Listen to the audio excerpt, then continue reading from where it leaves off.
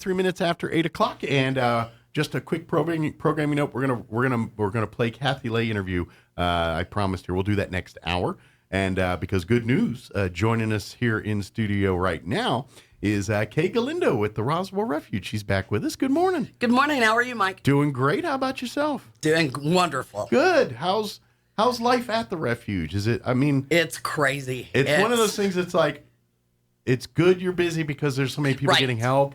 But at the same time, it's not good that's that many people that need your services. Well, the thing of it is due to the fact that we are a nonprofit. Sure. Our fundings, of course, are limited, so we're limited on staff. Mm-hmm. Just the same 2 and 4. Trying to make magic with everything. And we are completely full at shelter. Okay.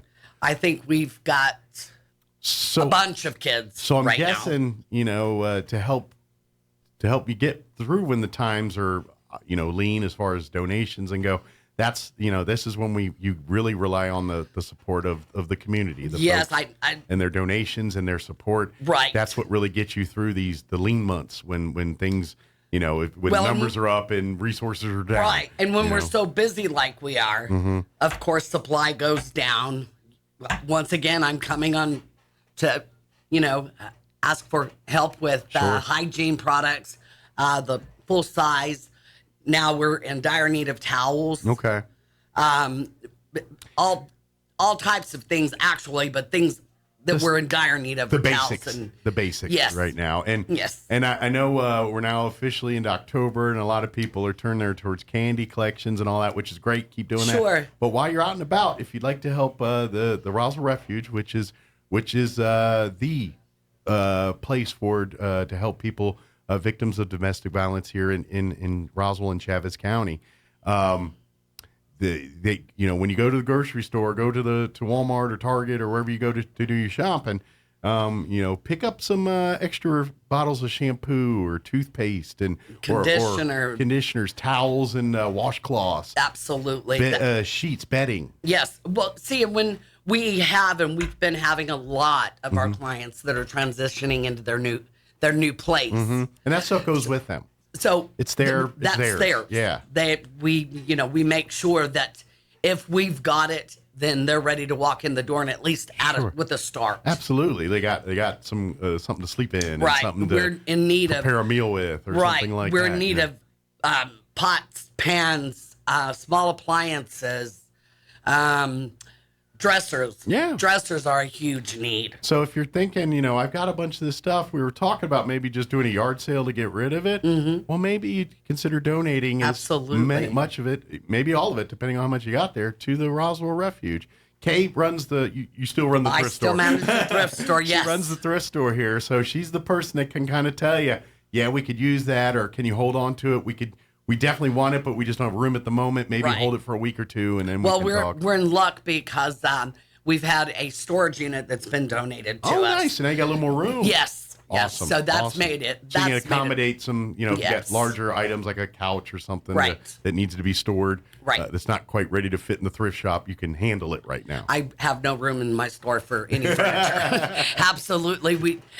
I think everyone during the major COVID did all their cleaning out, and so when we started taking donations, man, I mean, we're at the brim. Good. Of course, it's mainly clothing and things like that, but yeah, and here's the thing: when you guys donate, here's the part about it. So we're talking about donations. Some of it's going to be for the thrift store. Some of it's actually for the home. The stuff like the toiletries, the shampoos, the conditioners, the towels, that stuff's for the home. That's for our shelter. Yeah, everything in our thrift store is the priority is that the clients are first. Yeah, and so here's the thing too is that thrift store, though it's there to raise some money to help cover costs of the programs and things, but it's kind of like a shopping spree for the residents too when they get to a point where they're ready to move on from the home and start moving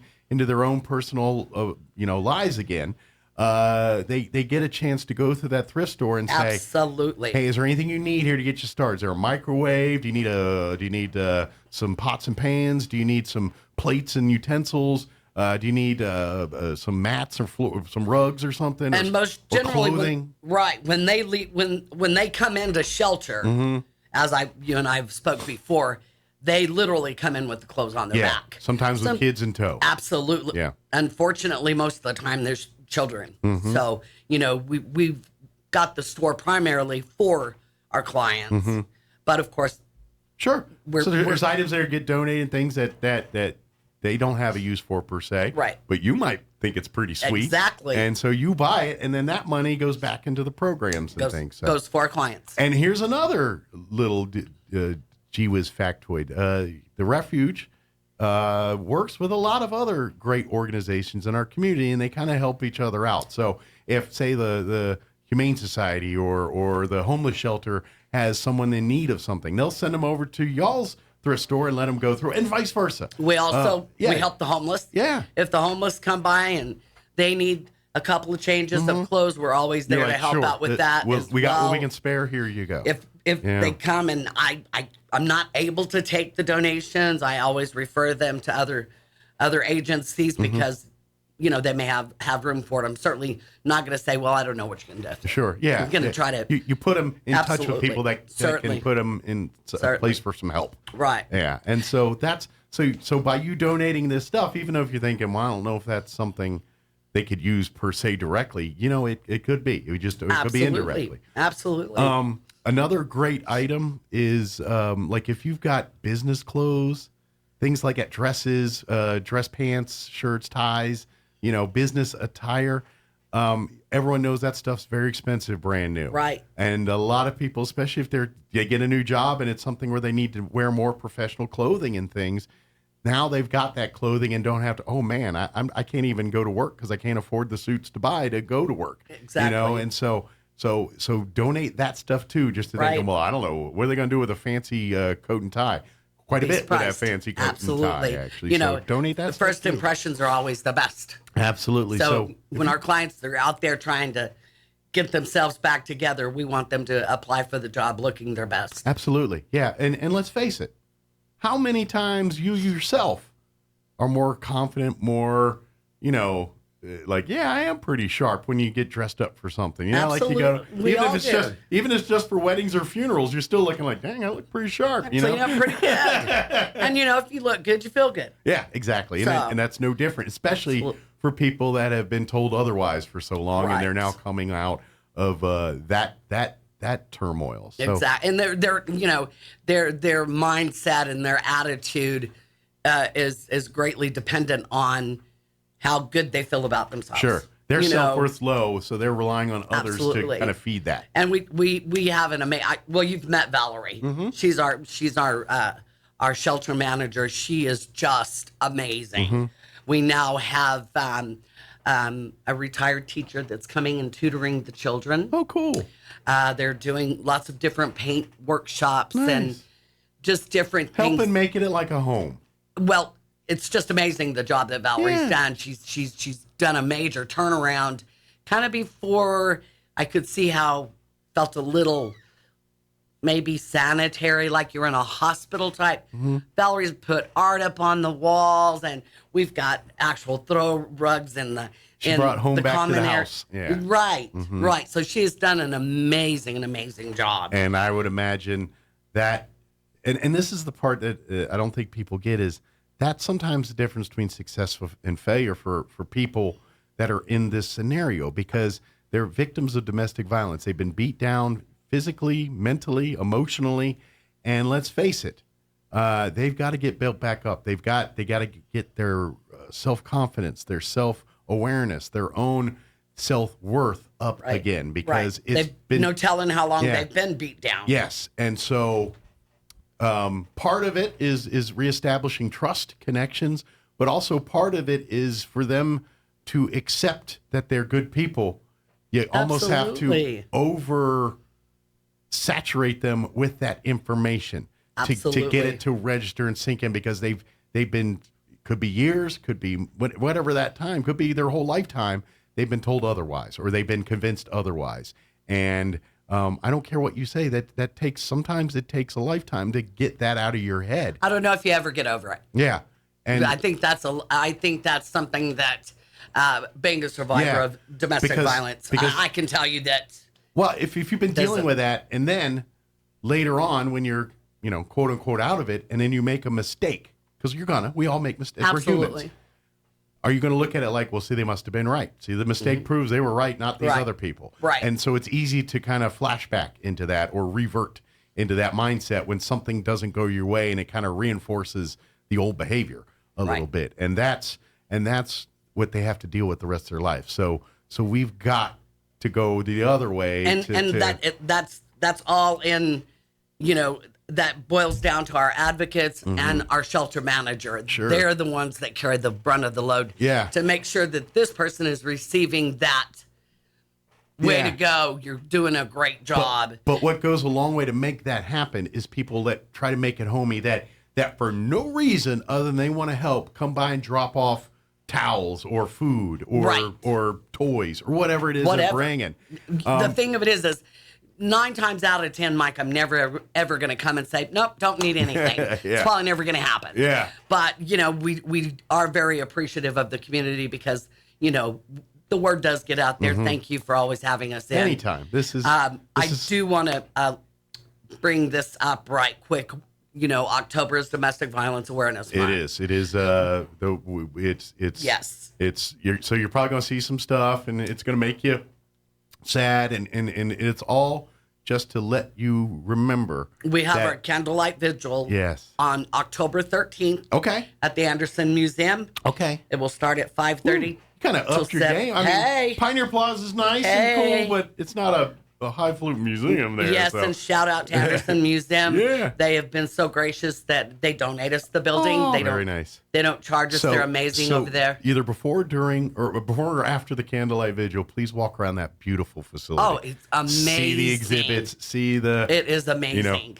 Maybe go early and maybe use that as a little motivation during your candlelight, because use that as your thing. Let's let the next generation live so they can do this, and do these things. And we always, our vigil, before we had it outside, and it was very nice that, it was outside. But, Absolutely. Some of our people are a little bit older and we like air conditioning. and we like heater when because we've done it when it was freezing cold. Yeah, you've seen both in October. Yes, absolutely. You just never know. So it's very nice that, we're able to do it inside, and they get to enjoy the beautiful art as well. It is. It's it's one of Roswell's great treasures. Please. Yeah, it is amazing. If you've never been in, use domestic violence as your foot in the door, and then come and check it out. But yeah, if you've never been a part of the candlelight vigil, it's a solemn ceremony. It's an opportunity for victims' families to speak, to victims that are success stories to speak. Anyone that really has been affected by domestic violence in any way, shape, or form. It's a place for us to come together and share experiences.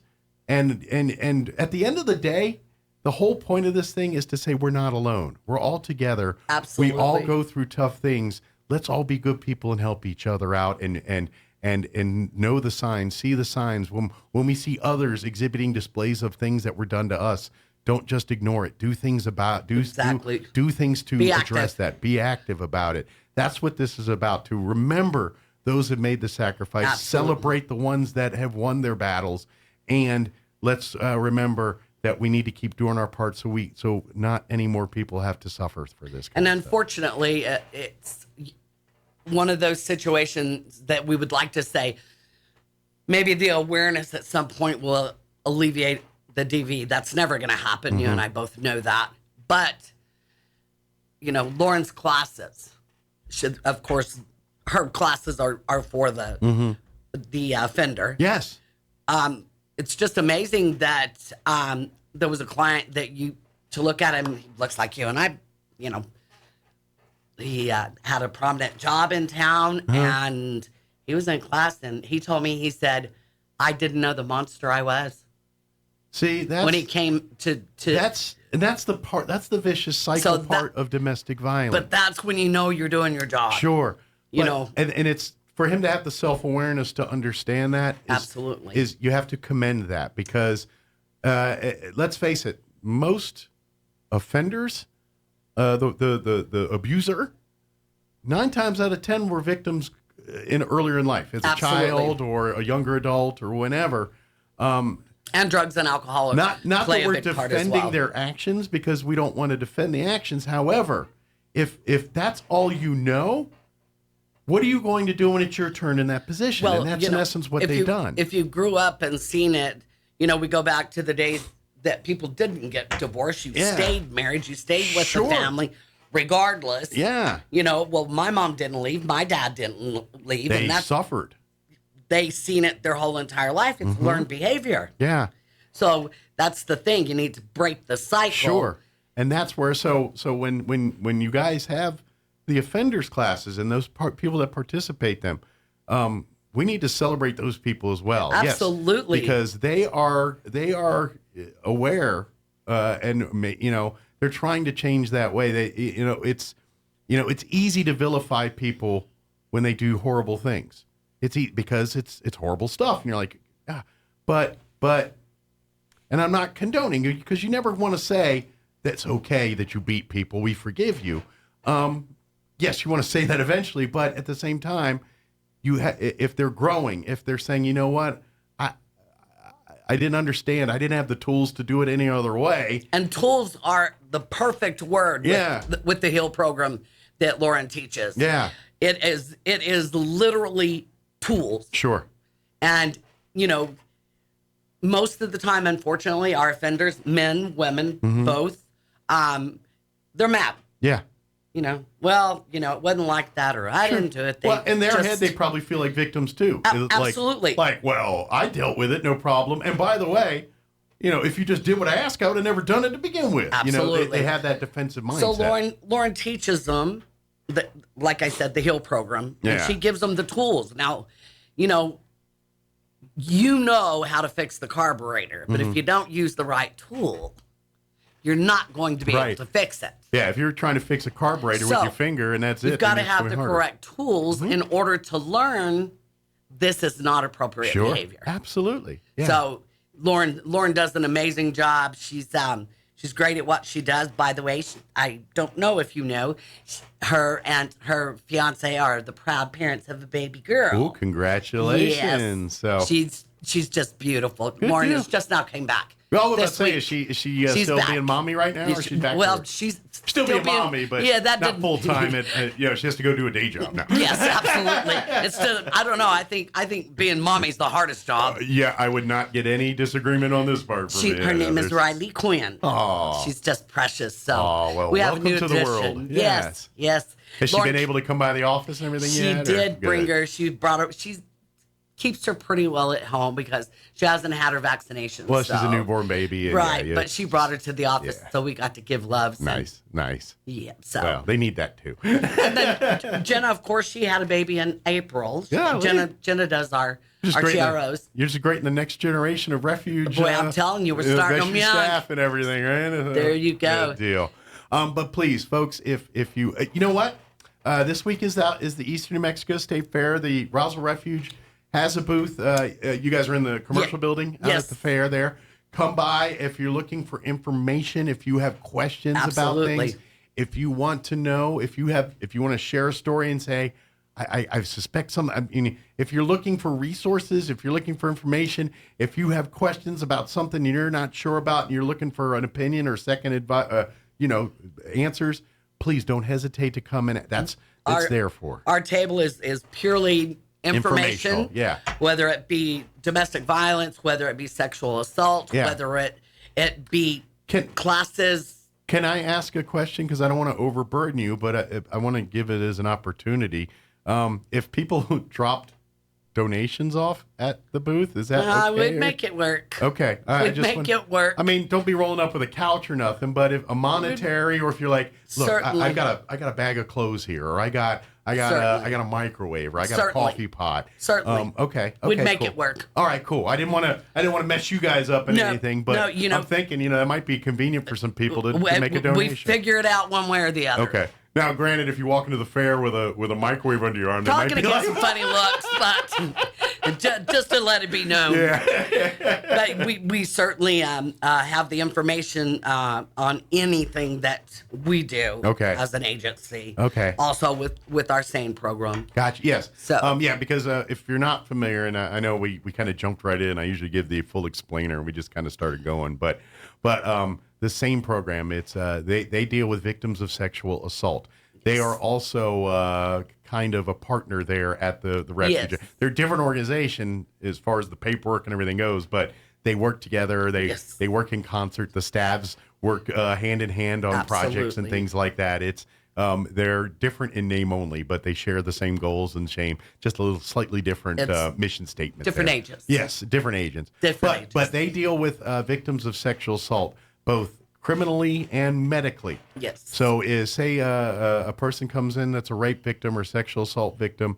First, these fine folks come in and take care of them medically. Immediately, Kim Hansen is our sexual nurse examiner. Yes, and in she does, our office, and I couldn't do her job. It takes a strong mindset to be able to pull that off every day. I've seen her in tears many times over cases. It's a job where you could get easy emotional and easily angry. And she's a very, very good person. Yeah. So, I'm one of those people that when I see people that are victims and I see them suffering, and then I see the person I get angry. I'm that one that I'm like, I'm going to go level that. Absolutely. You know what I mean? Yeah. And so I can understand to not get to that place. Well, and it takes a certain patience, right? That I don't have. And I don't have it. So because she has mentioned to me to do some work for her, and I said, "Oh, Kim, I couldn't. Yeah, I just couldn't do that. Yeah, I understand. And most especially when it comes to children. Yeah, and I mean, and I'm not trying to, but I know your own personal story, and some of that comes into play very much as part of that. Absolutely. Too. So, but what I want to say is they first help these victims medically. Yes. If they've got medical, that's priority one. However, if the victim chooses, this is all victim controls the flow of this treatment here.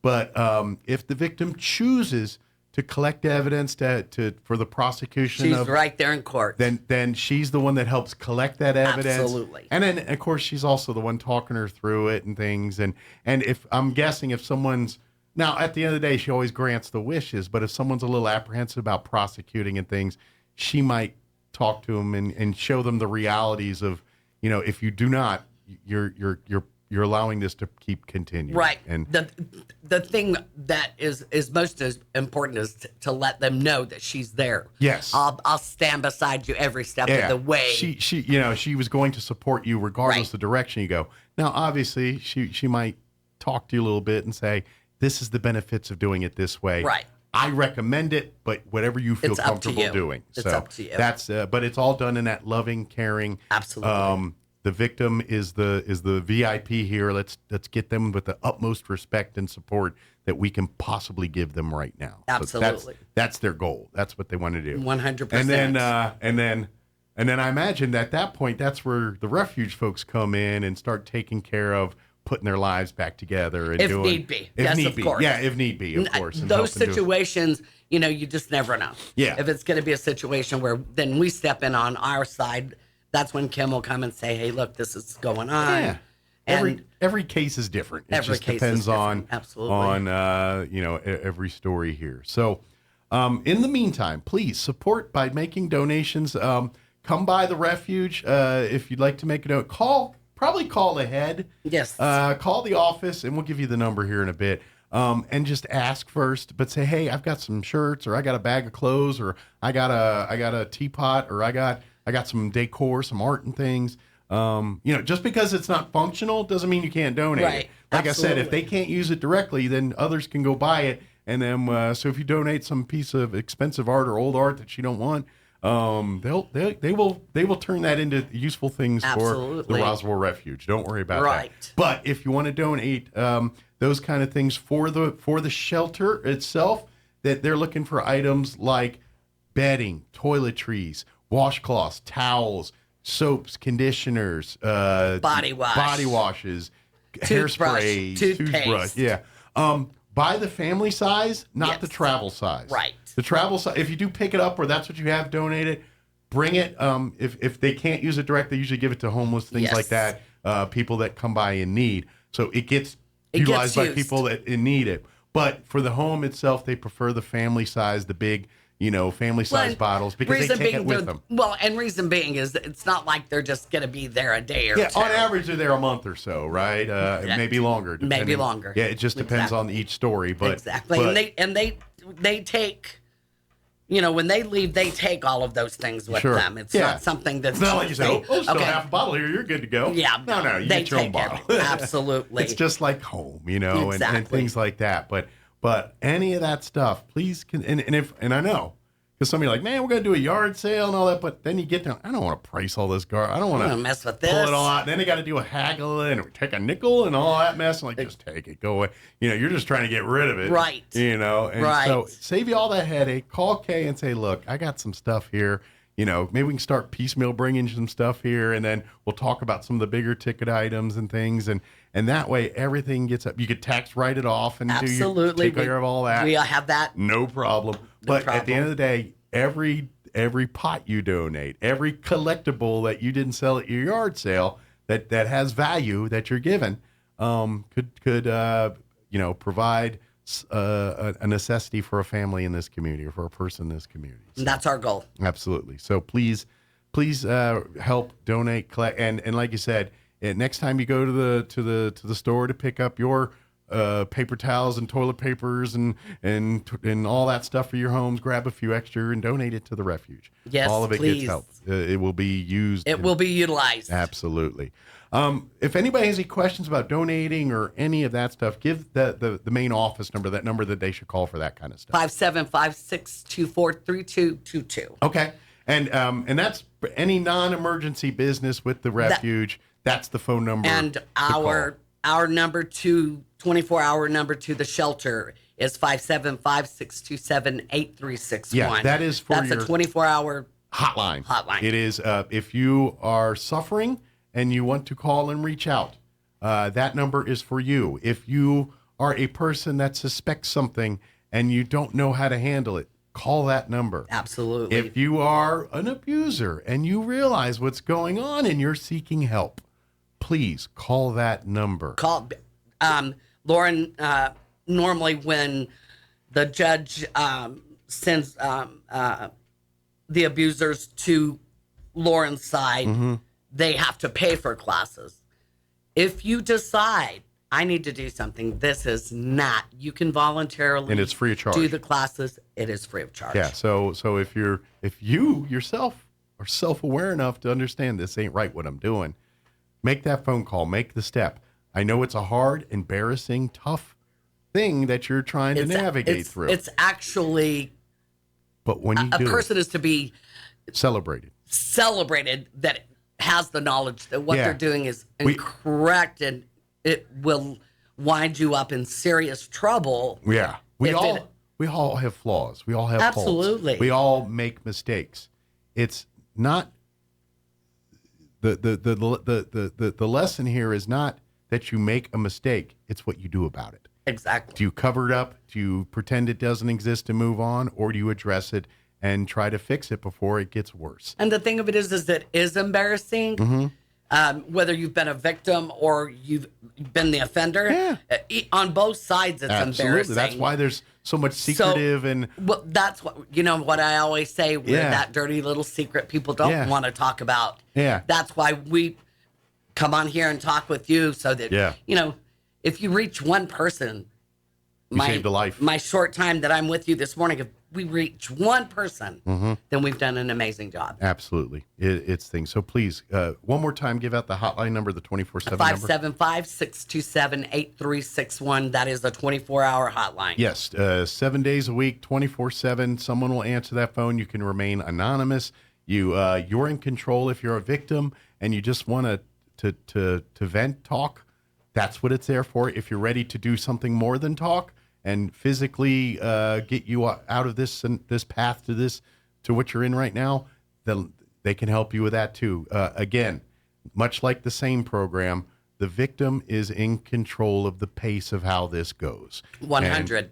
And that is, and that's what it's all about here. So please reach out to that number, please. And just real quick, I know way before COVID and all that, you guys are doing remodel and letting folks come in and do. Are we at a point where that kind of stuff may happen again? We're still in need of a contractor that would be willing to come and help us. We're utilizing what we can. Okay. Which we are full. Okay. But we do need some work done. Okay. But it's more than just decorating. You need contractor work. Yes. Carpenters, electricians, plumbers, things like that. Gotcha. Yes. Okay. And it's very expensive. Yeah. So I know anybody that would like to. Not that any of the people in those industries are looking for work right now, because I'm pretty sure they're all very busy. Yes. However, if somebody out there is listening and saying, you know what, I'd like to donate some of my time and my skill set, please give us a call. Even if it's a couple hours on a weekend or whatever it is, it would be greatly appreciated. You're doing God's work by doing that. Absolutely. Because I know you're probably busier and all get out, and you probably probably doing pretty well right now financially, and you're like, I don't have time to do this. But if you do make some time, but we are donate supposed to be servants. Yeah. And so we all need to do what we can to help. Exactly. You coming out and unclogging some plumbing or fixing some electrical issues is the difference between success and failure for these folks. You got some extra flooring that you haven't been able to really utilize. I mean, and I imagine too, and I don't know all the rules there, but because it's a facility like it is, you probably have to have like licensed people that are absolutely. Yes. I know you do-it-yourselfers love doing this stuff, but they probably, unfortunately, we can't. Do they it. don't have the certifications to do it in an environment like this. Exactly. So that's the reason. But normally, would love to have you do. Absolutely, of course. Good deal. If we could, we would. Absolutely. Well, do we get it all? I think so. I just want to mention the Candlelight Vigil again. Oh, yeah, one more time. October 13th at 5:30 to 7, and we will be at the Anderson Museum. Yes, like and follow the Roswell Refuge Facebook page. Yes. That way you can stay up to date on events like this and anything else. And, of course, it's a great resource for information about domestic violence and sexual assault. If you're looking for resources for many facets of that area, the Refuge is your resource. Go by our booth at the fair, pick up some information, and talk to the girls. They got stickers and fun stuff for the kids too. So bring the kids by and let's all come and meet. And like I said, if you got questions, concerns, issues, any of that stuff, please reach out. That's what they're there for, to help you. Yes. So Mike, thanks for having us on. Anytime. Again. Good to see you again, Kay. And as well. And hopefully, one day I'd love to come in and be like, please don't donate any more stuff. We got so much stuff. We're filled to the rafters. We're always glad to see you. but come by it. Yes. Just come by and shop. There you go. Right now, I did forget to mention, right now, it will be through the month of October. Okay. We're having our $5 bag sale. Oh, nice. Yes. What you can get in the bag? What you can get in the bag is what you get for $5. Uh-oh. So, y'all might be able to shut the place down if y'all. We're hoping we get it cleaned out. Yes. So all those experts at packing the trunk for vacations and whatnot, bring them with you. Yes, to the shopping sale, and they will make sure every ounce of that bag is filled utilized. With product. Right. Good deal. Thank you, Kay. We'll see you next time. Thank you so much, all right. It is 8:56. Let's